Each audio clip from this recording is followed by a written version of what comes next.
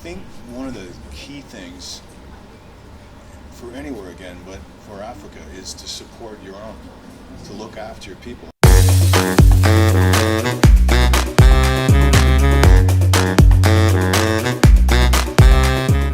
Hi, welcome to Impulse Radio Africa. I'm Diane. Could you please give a brief introduction? My name is Jeff Teravainen, and I am an actor. I try to be. You try to be an actor. Okay, so Jeff, you're well known for your role as Sam, right? Can you please give me an idea as to how do you perceive the growth of the esports and competitive gaming scene in Africa? And what opportunities do you see the African gamers having to compete globally? Well, Africa is just like any other place. When you get the interest and you start playing a lot and taking it seriously, then you guys should be able to compete with anybody. I mean, look at probably one of the top competitors in esports is Brazil. You know what I mean? Like everybody thinks Europe, North America now. Not anymore. No, and that's the thing. And I don't know much about how much your esports is going, but everywhere else in the world, it's growing. I mean, where I live, they're building a huge stadium complex just for esports. So you guys are probably, if you're not there, you're probably not that far behind because everybody's playing, right? So everyone is. Okay, so what insights can you share with the whole of Africa concerning not only gaming but also acting? Being a voice actor, and how can we as Africa establish ourselves on an international level? It's the same sort of thing. What happened in Canada, where I'm from, is we always had an industry that was doing its thing. We're lucky because of our proximity to the U.S. A lot of productions came and started shooting, and that was probably started by tax incentives. So that's a government thing. You need your government, but it helps because what happens is maybe the big Hollywood productions come here, they shoot here and they need local crews. So that way, your local people who are even doing what they were doing already, they get a step up. They learn that much more from working in such a high caliber production.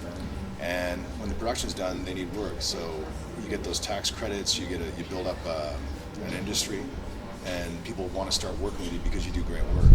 And before you know it, the tax credits are nice, but they actually want to come shoot here because you guys are so good. That's what's happened in Canada, and so that could really help here as well. Okay.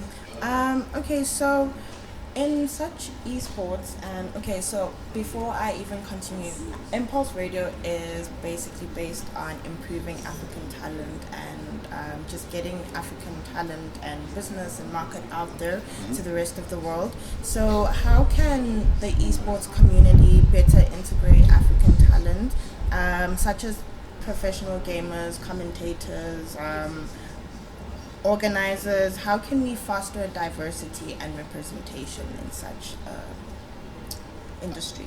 I think one of the key things for anywhere again, but for Africa, is to support your own, to look after your people. Sometimes I've noticed, and this isn't even in other industries as well, if you're local, you're not cool. Everybody looks, who's the big international thing in that, and there can be so much talent right in front of you.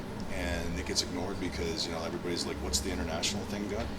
So if you've got good players here in esports, support them. I love when I see that. I follow motorcycle racing, and I always love when I see there's these big fan clubs for the younger drivers, not the big stars. And you can see it like from the grassroots right up. They support. They want to push these people up, and that's your own people, right? And if you can help elevate your top players, and then they go on the international stage and they look good, and more people start looking at you guys because these guys. But it's got to start somewhere. You're right. But I guess that's a pretty valid point, especially within Africa. We idolize the West heavily because it's what we see on TV. It's all we see on TV. But I think for our viewers, it's very important to actually start within your own. Yeah, support your local theater, support your esports person, support your whatever that person is trying to strive to do something.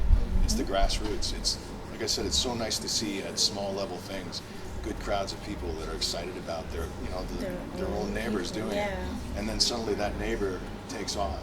You were part of that. Yeah, that's true. But before we wrap up, do you have any last words, any words of advice, or just anything in general you want to share? Well, I mean, for your audience, in terms of going after those things, there's no better feeling than waking up every day doing what you love.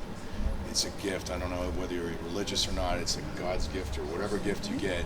If you can get up every morning passionate about what you're doing, so yeah, just read, work hard, find out what the angles that you have to do. If it's acting, take courses, get schooling. There's so much stuff online, and that would apply to your esports. And I've got a couple buddies that are esports. They're pros. They make good money, right? Yeah, and they're happy. You know what I mean? And I think to myself, here's a 22-year-old kid who is set for life financially, and he's the happiest person in the world. What more could you ask for? You're right. But yeah, I think that's it. Thank you so much for being here.